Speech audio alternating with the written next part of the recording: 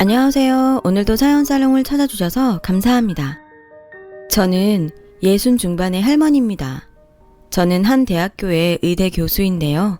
이제 내년이면 정년이 되어 은퇴를 하게 되네요. 제가 사람답게 살고 교수까지 될 수 있었던 사연을 얘기하고 싶습니다. 저는 깡시골에서 태어나서 아주 어릴 때부터 장작될 나무를 해오고 집안 허드렛 일을 도왔습니다. 저희 집은 아주 가난했고 부모님은 여자애는 공부할 필요가 없다고 하셨죠. 하지만 저는 집안일보다는 공부에 흥미가 많았어요.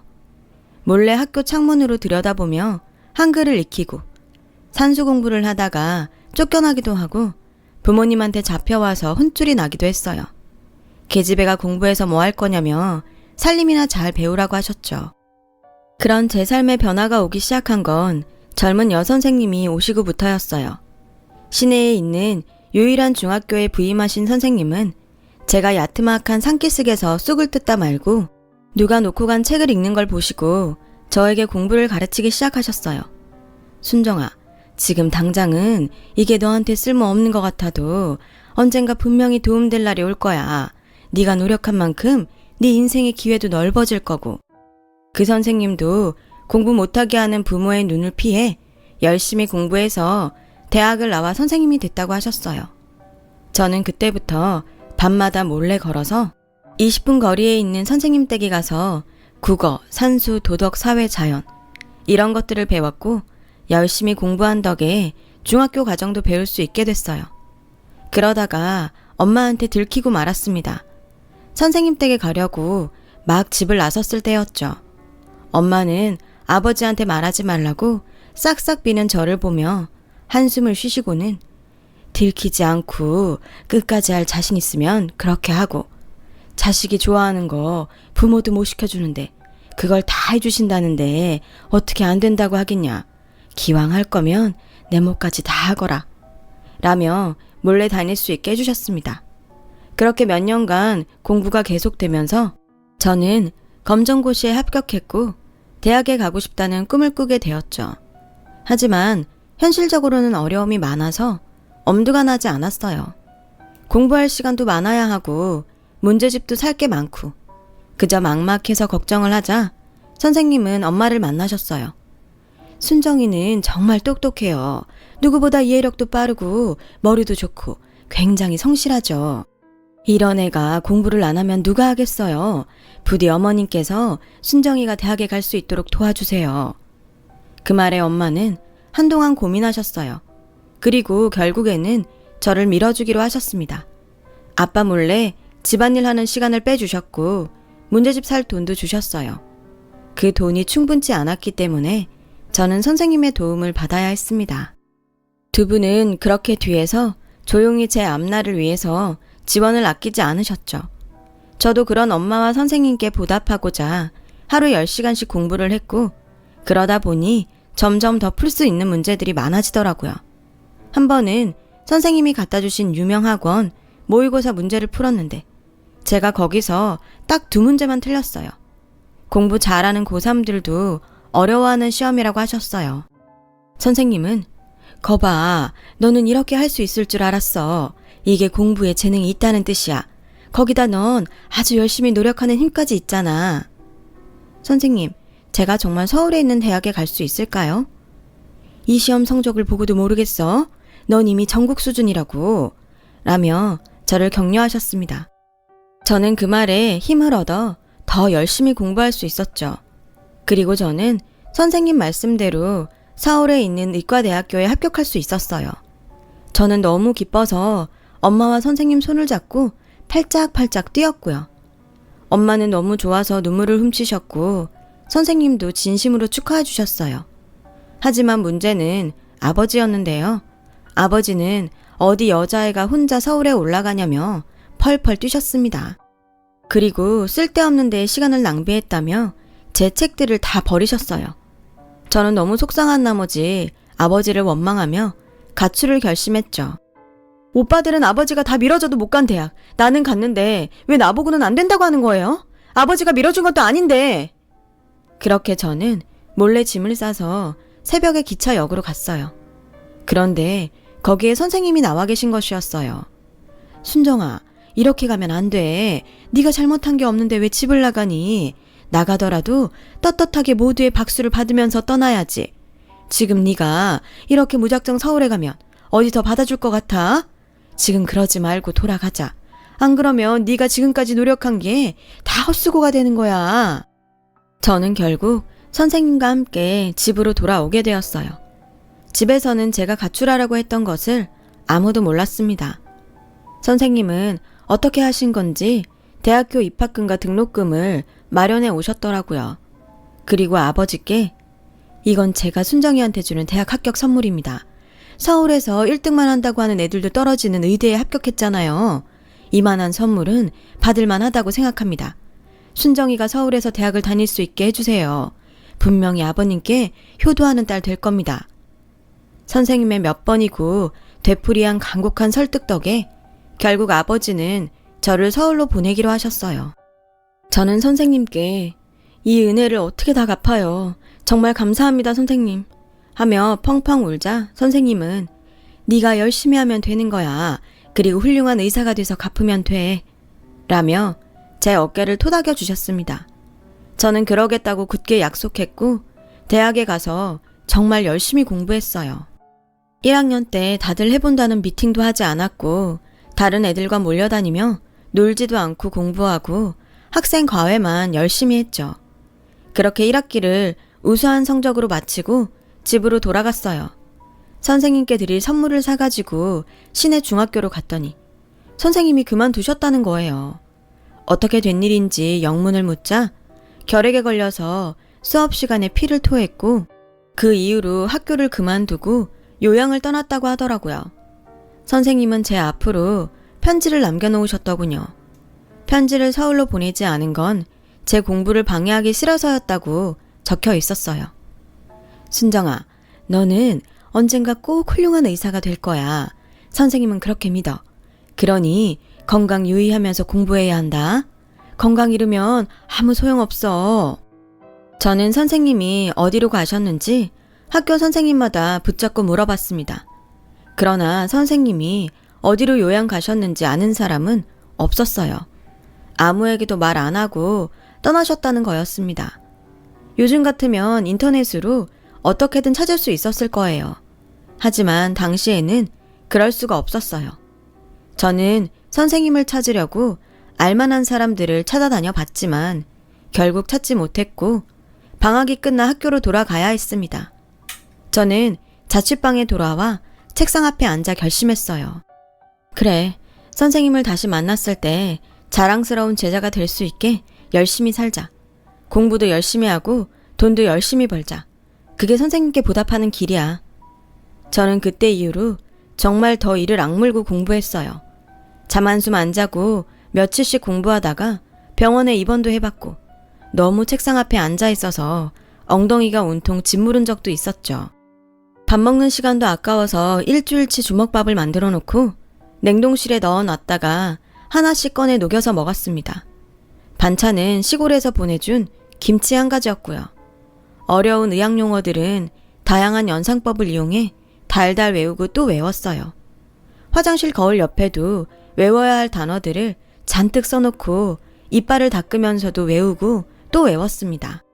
그렇게 열심히 한 덕택에 저는 인턴 후 봤던 시험도 레지던트 4년 후 봤던 내과 전문의 시험도 모두 한 번에 합격하게 되었어요. 시험에 합격할 때마다 선생님을 떠올리고 마음속으로 감사하다고 인사했죠. 그리고 좋은 기회가 있어서 미국으로 연수도 다녀오게 되었습니다.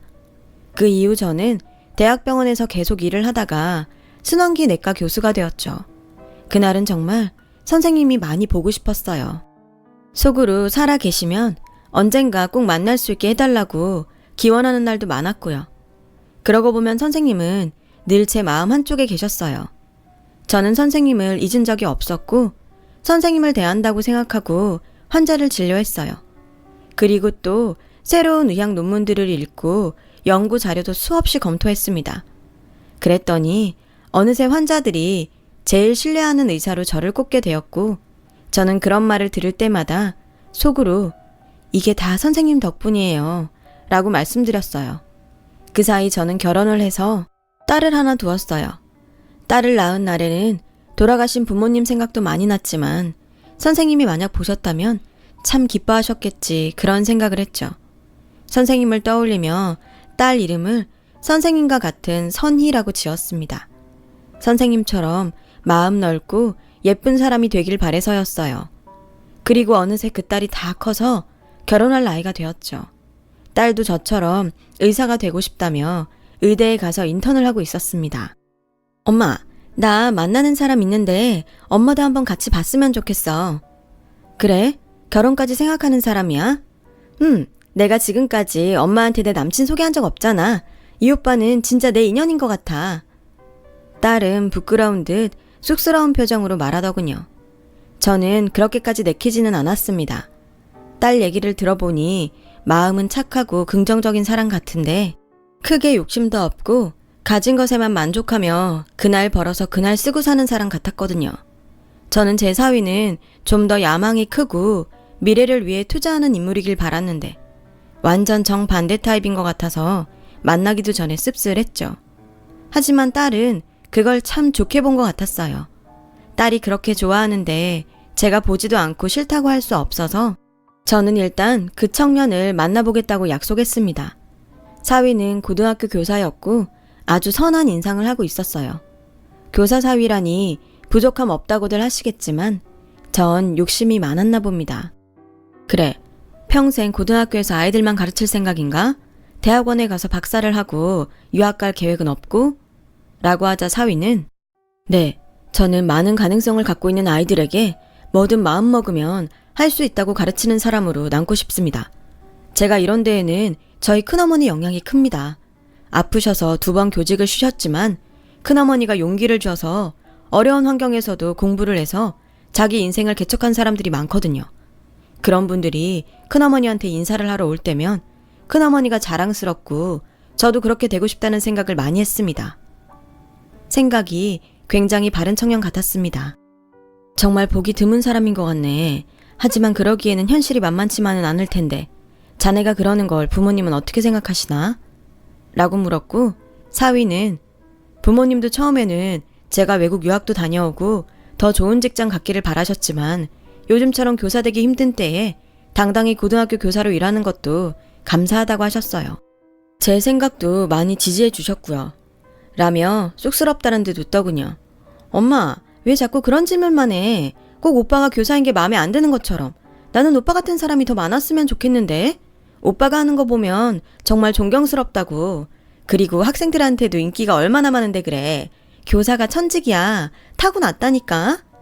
라며 딸이 옆에서 지원 공세를 펼쳤습니다. 그렇게 좋은 뜻을 가졌다니 할 말은 없었죠. 제가 너무 속물처럼 느껴지기도 했고요. 남편은 큰 불만 없었습니다. 문제는 저였죠. 제 딸은 더 근사한 직업을 가진 사람에게 보내고 싶었던 거죠. 하지만 저런 마음씨를 가진 사람이라면 내 딸을 믿고 맡길 수 있겠다는 생각도 들었습니다. 그래서 저는 정말 그 청년의 마음가짐 하나만 보고 딸의 결혼을 허락하게 되었어요.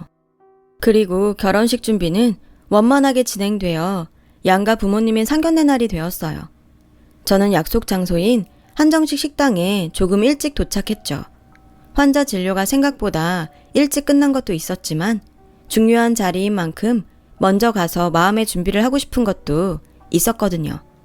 제가 식당에 들어서자 젊은 직원이 나와서 예약을 했냐고 묻더군요. 저는 상견례 예약을 했다고 말했고 직원은 저에게 잠시 기다리라고 했어요. 그렇게 직원을 기다리며 서 있는데 카운터에서 감사합니다. 다시 뵐 날 기다리고 있겠습니다. 하는 고상한 목소리가 들렸습니다. 아무리 생각해도 익숙한 목소리여서 카운터 쪽을 돌아보게 되었어요. 그랬더니 저보다 한 10살은 많으신 것 같은 여자분께서 우아하게 머리를 틀어 올리시고 앉아서 계산을 하고 있었습니다. 저는 자꾸 어디서 본 것만 같아 가까이 다가갔어요. 네, 무엇을 도와드릴까요? 저를 본 여자분이 미소를 지으며 그렇게 물으시더니 한참 저를 쳐다보셨습니다. 저도 한참을 바라봤고요. 아무래도 낯이 익었으니까요. 그리고 그 목소리의 억양, 부드럽고 우아한 느낌이 예전에 제가 알던 유선희 선생님과 너무도 닮아 있었어요. 그러고 보니 눈매라던가 얼굴형, 콧날이 선생님과 흡사했죠. 저는 떨리는 목소리로 혹시 유선희 선생님 아닌가요? 라고 하자 그분도 너 순정이니? 라고 물으셨습니다. 그 자리에서 눈물을 터뜨리고 말았어요. 상견례라고 특별히 신경 써서 했던 화장이 다 무너지는데도 아랑곳 없이요. 선생님, 제가 얼마나 선생님을 찾았는데 어떻게 이런 데서 만나요? 선생님, 정말 보고 싶었어요. 너무 그리웠어요. 한시도 잊지 않았어요. 저는 통곡을 하며 그 자리에 주저앉았어요. 선생님도 눈물을 훔치시며 제 손을 잡으셨죠. 순정아, 너 정말 순정이 맞구나. 살아있으니 이렇게 만나는구나. 나도 널 잊어본 적이 한 번도 없어. 내가 아파서 어쩔 수 없이 그곳을 떠나야 했을 땐 정말 마음이 아팠단다. 그래도 네가 정말 잘 산 것 같아서 기쁘구나. 저는 언제고 살아있을 때 선생님을 다시 뵙게 해달라고 매일 속으로 빌고 또 빌었어요. 그래서 오늘 이렇게 만났나 봐요. 선생님도 눈시울이 붉어져서 저를 끌어안으셨어요. 그리고 여긴 어떻게 왔냐고 물으시더라고요. 저는 상견례 얘기를 했죠. 선생님은 예약자 이름을 보더니 놀라시며 네가 선희 엄마였니? 라고 하시는 거였어요. 저는 너무 놀라서 제 딸을 아시냐고 했고 선생님은 바로 제 사위의 큰어머니라고 하시는 거예요. 나는 벌써 네 딸 봤지. 정우가 꼭 소개시켜주고 싶은 사람이 있다고 해서 몇 번이나 봤는걸. 너무 예쁘고 총명하고 이상하게 정이 가더라니. 네 딸이어서 그랬나 보다. 라며 놀라셨어요. 저는 온몸에 전율이 흘렀어요. 사위가 닮고 싶었던 사람이 선생님이라니.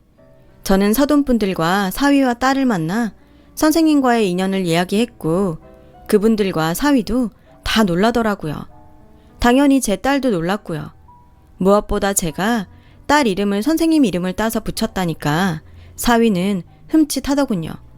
처음에 제 딸한테 눈이 간 게 큰어머니 이름하고 같아서였답니다. 어떻게 이런 인연이 있을 수 있는지 하늘은 계속 우리를 잊지 않고 지켜보시고 있다가 이렇게 엮어서 저와 선생님을 만나게 해준 것 같았어요. 그날 상견례가 끝나고 저와 선생님은 오래도록 이야기를 나누게 되었어요.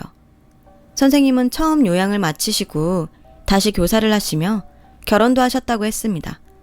그러나 몸이 너무 쇠약해져서 아이를 낳을 수 없었다더군요.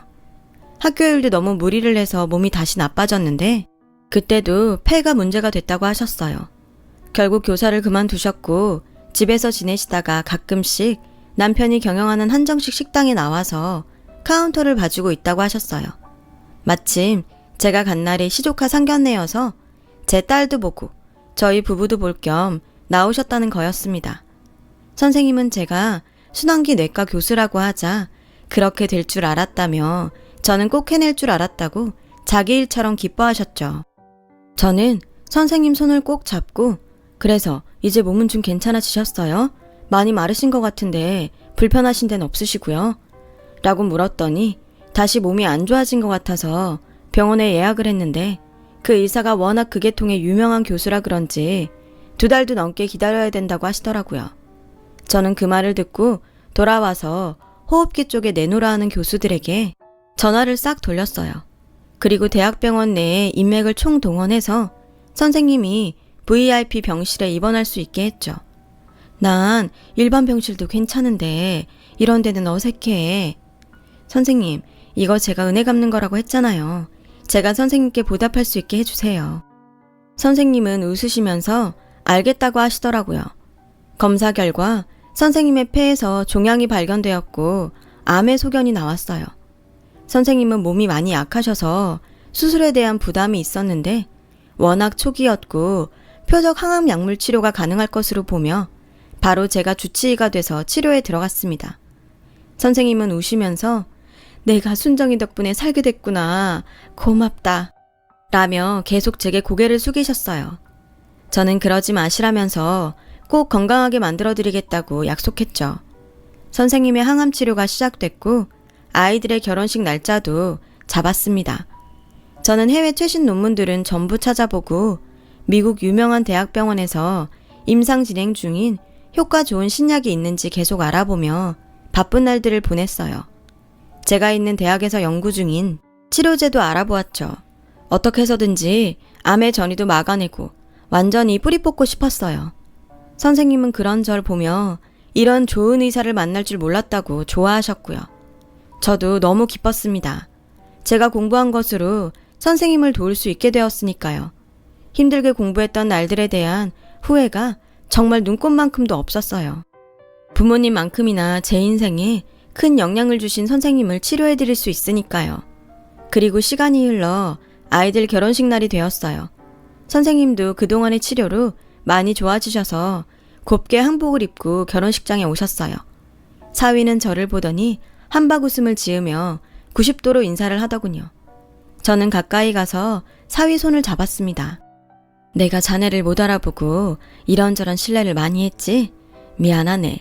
내가 어느새 울챙일적을 잊어버리고 나 혼자 잘된 것처럼 살고 있었나 보네. 자네가 그토록 닮고 싶어하는 큰어머니 유선희 선생님이 오늘의 나를 만들어주셨는데 자네는 더 훌륭한 제자들 많이 만들게. 아닙니다, 장모님. 저는 섭섭하게 느낀 적 한 번도 없어요. 그리고 선희가 좀 훌륭한가요? 아까우신 게 당연하죠. 저한테 정말 넘치는 사람입니다. 그거 잊지 않고 늘 존중하는 마음으로 살겠습니다.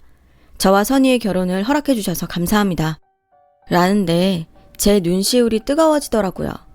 결혼식이 진행되고 딸과 사위가 우리 부부와 사돈 부부에게 차례대로 인사를 했어요. 저는 그 자리에서 일어나서 선생님 앞에 갔죠. 그리고 선생님께 큰 절을 올렸습니다.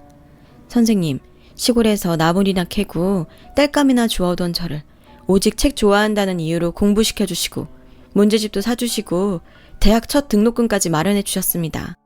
그런 선생님이 제 사돈 큰 어른이 되어주셔서 정말 너무 영광입니다. 제 딸도 사위도 잘 부탁드립니다, 선생님. 사돈 내외도 저의 사정을 잘 알고 계셨어요. 눈시울을 붉히시더라고요. 다들 박수가 터졌고 그 가운데 우는 사람들도 있었어요. 제 딸과 사위도 눈물을 흘렸죠. 안사돈은 제게 다가와 저를 안아주더군요.